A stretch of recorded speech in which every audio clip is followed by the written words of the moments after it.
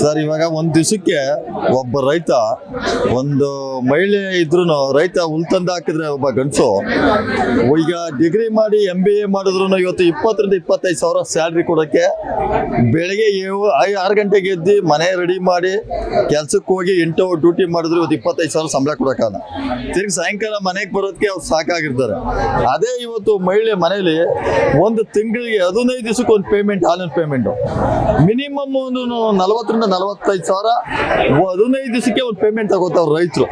ಬರೀ ಮಹಿಳೆ ಒಬ್ಬ ಹುಡುಗ ಹುಲ್ ತಂದು ಮನೆಗೆ ಹಾಕ್ಬಿಟ್ರೆ ಅವ್ರು ಸಗಣಿ ಎತ್ತಿ ಹಾಲು ಕರೆದಿ ಮಕ್ಕಳನ್ನ ನೋಡ್ಕೊಂಡು 15 ದಿವಸಕ್ಕೆ 45 ಸಾವಿರ 50 ಸಾವಿರ ಪೇಮೆಂಟ್ ತಗೋತಾರೆ. ತಿಂಗಳಿಗೆ 1,30,000 ಸಾವಿರ ಖರ್ಚೋದ್ರು 70 ಸಾವಿರ ಉಳಿತದೆ. ಡಿಗ್ರಿ ಮಾಡಿರೋರು ಏನ್ ಮಾಡಕ್ಕಾಯ್ತದೆ ಒಬ್ಬ ರೈತ ಮಹಿಳೆನ? ಅದು ಒಂದೇ ಅಲ್ಲ, ಅದರಲ್ಲಿ ಮೇಕೆ ಸಾಕಿರ್ತಾರೆ, ಕೋಳಿ ಸಾಕಿರ್ತಾರೆ, ಗೊಬ್ಬರ ಮಾರಾಟ ಮಾಡೋದು, ಗೊಬ್ಬರ ಹೊರಕ್ಕೆ ಆಯ್ತದ ಬಿಡಿ ನಮ್ಗೆ. ಅದ್ರಲ್ಲಿ ತೆಂಗು ಹಾಕಿರ್ತೀವಿ, ಮಾವು ಹಾಕಿರ್ತೀವಿ, ಸಣ್ಣ ಪುಟ್ಟ ರಾಗಿ ಬೆಳೆ.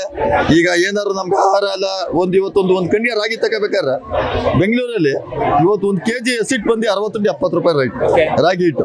ಅದೇ ರೈತ ಇವತ್ತು 10,000 ರೂಪಾಯಿ ರಾಗಿ ರೈತ ತಗೋಬೇಕಾದ್ರೆ ಇವತ್ತು ರೈತ 5 ಗಂಟೆಗೆ 6 ಗಂಟೆಗೆ ರಾಗಿ ಬೆಳ್ಕೋತಾನೆ. ನಾವ್ 7 ಗಂಟೆಗೆ ಬೆಳಿಕೊಂಡು ಮರಿಕೊಂಡು ಬೇರೆ 3 ಗಂಟೆಗೆ ಮಾರಾಟ ಮಾಡ್ತೀವಿ. ಈ ವರ್ಷಕ್ಕೆ ಎಷ್ಟು ಆದಾಯ ಇದೆ ರೈತನಿಗೆ? ಆಮೇಲೆ ನಿಮ್ದೇ ಜೀವನ. ಇನ್ನೊಬ್ರು ಕೈ ಕೆಲಸ ಮಾಡ್ಬೇಕಾದ್ರೆ 25 ಸಾವಿರ ಎಷ್ಟು ಸಾಲ ಮಾಡಿರ್ಬೇಕು ನಾವು ಅವನಿಗೆ? ಇಲ್ಲಿ ನಾವೇ ರಾಜು. ಯಾಕೆ ಸರ್ಕಾರ ಬಾಯಿ ಮುಚ್ಕೊಂಡಿದೆ? DK ಶಿವಕುಮಾರ್ ಯಾಕೆ ಮಾತಾಡ್ತಾ ಇಲ್ಲ ಅಂದ್ರೆ ಈಗ 30,000 ಕೋಟಿ ಅವ್ರಿಗೆ ಲಾಭ ಅದೇ ಅವ್ರು ಯಾಕೆ ಮಾತಾಡ್ತಾರೆ? ಪ್ಯಾಕೇಜ್ ಮಾತಾಡ್ಕೊಂಡಿದ್ದಾರೆ. ಇವ್ರು ರಾಹುಲ್ ಗಾಂಧಿ ಇವಾಗ ಇವ್ರಿಗೆ ಪ್ರಿಯಾಂಕಾ ಗಾಂಧಿ ಅಳಿಯನಿಗೆ ಅಂತ ಹೇಳ್ತಾ ಇದ್ದಾರೆ. ಇಲ್ಲಿ ಜಮೀನ್ ತೆಗಿತಾ ಇರೋದು ಇಷ್ಟು ಜಮೀನು 2,500 ಎಕರೆ ಅವ್ರಿಗೆ ಬಿಟ್ಕೊಡ್ತೀನಿ ಅಂತ ನನ್ನ DK ಶಿವಕುಮಾರ್ ನಮ್ದು ಮುಖ್ಯಮಂತ್ರಿ ಮಾಡಿದ್ರೆ ನಿಮ್ಗೆ 2,500 ಎಕರೆ ಬಿಟ್ಕೊಡ್ತೀನಿ ಅಂತ ಮಾತು ಕೊಟ್ಟವ್ರಂತ. ಈಗ ಅವ್ರು ಬೆಂಗಳೂರಿಗೆ ಎಂತ ಬಂದಿದ್ರು ಅವತ್ತು? ಈಗ 30,000 ಕೋಟಿ ಸುಮ್ಮನೆ ಬರ್ತದ? ಇಲ್ಲಿ ಸಣ್ಣ ಪುಟ್ಟ ಇರೋರು ಇವ್ರು ಯಾಕೆ ಹೋರಾಟ ಮಾಡ್ತಾವ್ರು? ಇಲ್ಲಿ ಇದೇ ಮೇನ್ ರೋಡ್ ಅಲ್ಲಿ ಈಗ ಇದೇ ಮೇನ್ ರೋಡ್ ಅಲ್ಲಿ ನಂದೇ 10 ಎಕರೆ ಇದೆ ಸರ್ ಜಾಗ, ಡಬಲ್ ರೋಡ್ ಅಲ್ಲಿ 5 ಕೋಟಿಗೆ ಹೋಗ್ತಿದ್ವಿ ಇವತ್ತು ಕೊಟ್ರೆ. ನಾನು ಈಗ 2.5 ಕೋಟಿಗೆ ಯಾಕೆ ಕೊಡ್ತಾವ್ರು? 20 ಎಕರೆ ಅದೇ ನಮ್ ಚಿಕ್ಕಪ್ಪರ್ದೆ. ಈಗ ಅಲ್ಲಿ ಕಮಿಷನ್ ಬಂದ್ರೆ ನನಗೂ ಕಮಿಷನ್ 100 ಕೋಟಿ ಕೊಟ್ಟಿದ್ರೆ ನಾನು ಕೊಡೋನೆ. ಕಮಿಷನ್ ಆಸೆಗೋಸ್ಕರ ದಂಧೆಗೋಸ್ಕರ ಅವ್ರು ಈ ತರ ಮಾಡ್ತಾವ್ರೆ.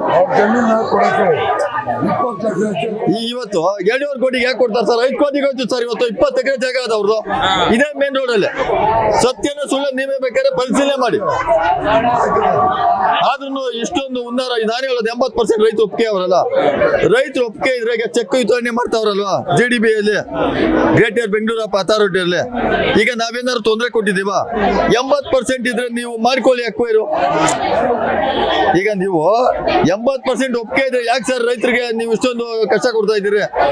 ಒಪ್ಪಿಗೆ ಇಲ್ಲವರಿಗೆ ತಾನೆ 20% ಒಪ್ಪಿಗೆ, 80% ಇಲ್ಲಿ ಕೊಡಲ್ಲ ಅನ್ನೋದಕ್ಕೆ ತಾನೆ ನಾನು ಹೇಳೋದು. ನೀವು ಒಪ್ಪಿಗೆ ತಗೊಳ್ಳಿ, ಕೊಡಲ್ಲ ಅನ್ನೋದು ಕೈ ಬಿಡ್ತೀನಿ ಅಂದ್ರೆ DC ಅವರು ಏನ್ ಮಾಡ್ತಾವ್ರು?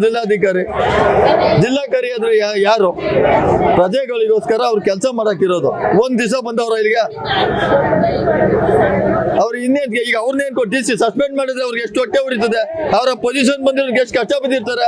ಅವ್ರ ಅಪ್ಪ ಅಮ್ಮ ಎಷ್ಟು ಕಷ್ಟ ಬಿದ್ದಿರ್ತಾರೆ ಅವ್ರು ಓದಿಸ್ಬೇಕಾರೆ? ರೈತಂದು ಹಂಗೆ ಅಲ್ವ ಬದುಕೋ? ಈಗ ಪೊಲೀಸ್ನವ್ರನ್ನ ಏನ್ ಕೊಡ್ರಿ? ಕೆಲಸದಿಂದ ತೆಗೆದ್ರಿ ಅವ್ರನ್ನ ಮನೆಗೆ ಕಳ್ಸ್ರಿ. ಅಪ್ಪ ಅವನ್ಗೆ ಎಷ್ಟು ನೋವು, ಹೆಂಡತಿ ಮಕ್ಳಿಗೆ ಎಷ್ಟು ನೋವು. ಅವರು ಬರೀ ಸ್ಯಾಲ್ರಿಲೇ ಅವ್ರು ಬದುಕಟ್ಕೊಂಡಿರ್ತಾರೆ. ಈಗ ನಾವು ರೈತರು ಹಂಗೆ ಅಲ್ವಾ ಬದುಕಟ್ಕೊಂಡಿರೋದು? ನಾವು ಬೆಳಿಗ್ಗೆ ಇದ್ರೆ ಸಗಣಿ ಎತ್ತಾಕಿ ಹಸ್ಗಳನ್ನ ನಾವು ನೋಡಿ, ಕುರಿ ಕೋಳಿ ನಮ್ದೇ ಆದ ಬದುಕಟ್ಟಿ ಮಕ್ಕಳು ಹೆಂಡತಿ ಸಂಸಾರ ಎಲ್ಲ ನಾವು ಹಂಗೆ ಅಲ್ವಾ? ಅವ್ರ ತರನೇ ಅಲ್ವಾ? ಈಗ ಅವ್ರೊಂದು ಕೆಲಸ ಇವತ್ತು ಗಿಟ್ಟಿಸ್ಬೇಕಾದ್ರೆ ಎಷ್ಟು ಕಷ್ಟ ಬಿದ್ದಿರ್ಬೋದು? ಅವ್ರಿಗೆ ಅನುಭವ ಇಲ್ವಾ? ಅದನ್ನ ಅರ್ಥ ಮಾಡ್ಕೊಂಡು ಇದನ್ನ ಕೂಡಲೇ ಕೈ ಬಿಡಬೇಕು ಅಂತ ನಮ್ಮ DK ಶಿವಕುಮಾರ್ಗೆ ನಾವು ಮನವಿ ಮಾಡಿ ಕೇಳ್ತಾ ಇದ್ದೀವಿ. ದಯವಿಟ್ಟು ರೈತರನ್ನ ಎದುರು ಹಾಕೊಂಡೆ ಯಾವುದೇ ಸರ್ಕಾರ ಇನ್ನೂವರೆಗೂ ಉಳಿಲಿಲ್ಲ, ಉಳಿಯೋದು ಇಲ್ಲ ಅಂತ ಎಚ್ಚರಿಕೆ ಕೊಡ್ತಾರೆ. ಸರ್ ಅವರು GMCಗೆ ಯಾವಾಗ ಆಗಲಿ ಇವತ್ತೇ ಅಲ್ಲ, ಯಾವಾಗ ಬಂದ್ರು ಪರ್ಕೆ ಇಟ್ಟಲ್ಲ. ನಾವು ಹೆಂಗಸುಗಳು ಒನಕೆ ಹೋಗವ ಆ ಥರ ಮಾಡ್ತೀವಿ. ನಾವು ಯಾವುದೇ ಕಾರಣಕ್ಕೂ 1 ಇಂಚು ಜಮೀನು ಕೊಡೋರಲ್ಲ.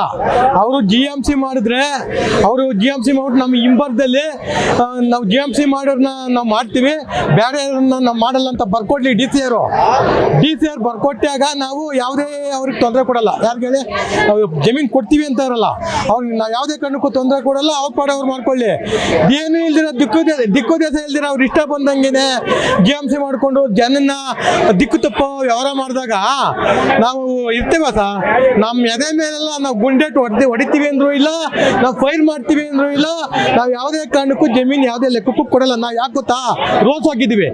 488 ದಿನದಿಂದ ಅವ್ರ ಹತ್ರ ಸತ್ಯಾಗ್ರಹ ಮಾಡಿಕೊಂಡು 10 ಸಲ ಡಿ ಸಿ ಆರ್ಗೆ ಮನವಿ ಕೊಟ್ಟರು ನಮಗೆ ಬೆಲೆ ಕೊಡಲಿಲ್ಲ. ಅದೇ ಒಂದು 30 ಜನ 25 ಜನ ಹೋದ್ರೆ ಅವ್ರಿಗೆ ಸುಸ್ವಾಗತ ಮಾಡ್ತಾರೆ. ಇದೇ DCMಗೆ ಒಂದು 20 ದಿನದಲ್ಲಿ ಹೋಗಿದ್ದು, ಮೇಲಧಿಕಾರಿಗಳನ್ನ ಕರ್ಸ್ತೀನಿ ನಾನು, ಕರ್ಸ್ಬಿಟ್ಟು ನಿಮ್ದು ಏನು ಪ್ರಾಬ್ಲಮ್ ಅಂತ ವಿಚಾರ ಮಾಡ್ಕೊಂಡು ಆಮೇಲೆ ನಾನು ಜಮ್ಮನ್ ಕಡೆ ಮಾತು ಇದು ಮಾಡ್ತೀನಿ ಎಂದರು. 3 ದಿನಕ್ಕೇನೆ ಪರ ಇರೋರಿಗೆ ನೀವು ನಿಮ್ಮ ಕೆಲಸ ನೀವು ಮಾಡಿ ಅಂದ್ಬಿಟ್ಟು 3 ಊರನ್ನ GMC 61 ಮಾಡಿದ್ರು. ಮಂಡ್ಲಹಳ್ಳಿ, ಇದು ಒಡೆರಹಳ್ಳಿ ಮತ್ತು ಇದು ಕೆಂಪನಪಾಳ್ಯ.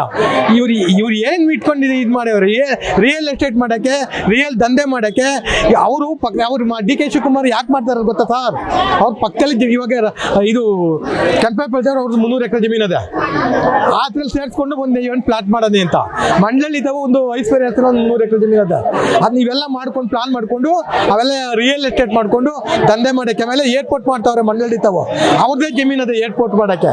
ಇವೆಲ್ಲ ಗುರಿ ಇಟ್ಕೊಂಡು ಅವರು ಅದೇನು ಹುಟ್ಟದ ಅವ್ರಿಗೆ ಜಮೀನು ಸಾವಿರಾರಕ್ಕೆ ಜಮೀನು ಮಾಡವ್ರೆ. ನಮ್ಮ ಎದೆ ಮೇಲೆ ಕುಂತ್ಕೊಂಡು ಹೋಗ್ತಾರೆ ಇರ್ತಲ್ಲ ಸರ್, ಅವ್ರು ಉದ್ಧಾರ ಆಗಲ್ಲ. ನಮ್ಮ ಎದೆ ಮೇಲೆ ಅವ್ರು ರೈತರು ಹಾಳಾಗೋದ್ರೂ ಪರವಾಗಿಲ್ಲ, ನಾನು ಚೆನ್ನಾಗಿರ್ಬೇಕು ಅನ್ನೋ ಬುದ್ಧಿ ಮಾಡ್ಕೊಂಡು ಮಾಡ್ತಾವ್ರೆ. ಅವರು ಜನದ ಬಗ್ಗೆ ಕನಿಕರ ಇಲ್ಲ, ದೌರ್ಜನ್ಯ ಮಾಡ್ತಾರೆ, ಗೂಂಡಾಗಿರಿ ಮಾಡ್ತಾರೆ. ಹಿಟ್ಲರ್ ಸರ್ಕಾರ ಮಾಡ್ತಾವ್ರೆ ಅವರು.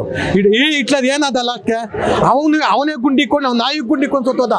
ಆ ಥರ ಇವರು ಯೋಚನೆ ಮಾಡಿದ್ರೆ ಈ ಕೆಲಸ ಅವ್ರಿಗೆ ಆಯ್ತದೆ ಅಂತ ಹೇಳ್ತಾ ನಾನು ಯಾವುದೇ ಕಾರಣಕ್ಕೂ ಜಮೀನು ಕೊಡಲ್ಲ, ಒಂದು ಇಂಚು ಬಿಡಲ್ಲ. ಹೆಚ್ಚಿನ ವಿಡಿಯೋಗಳಿಗೆ ಪ್ರತಿಧ್ವನಿ ಯೂಟ್ಯೂಬ್ ಚಾನೆಲ್ ಸಬ್ಸ್ಕ್ರೈಬ್ ಮಾಡಿ, ಬೆಲ್ ಐಕಾನ್ ಕ್ಲಿಕ್ ಮಾಡಿ.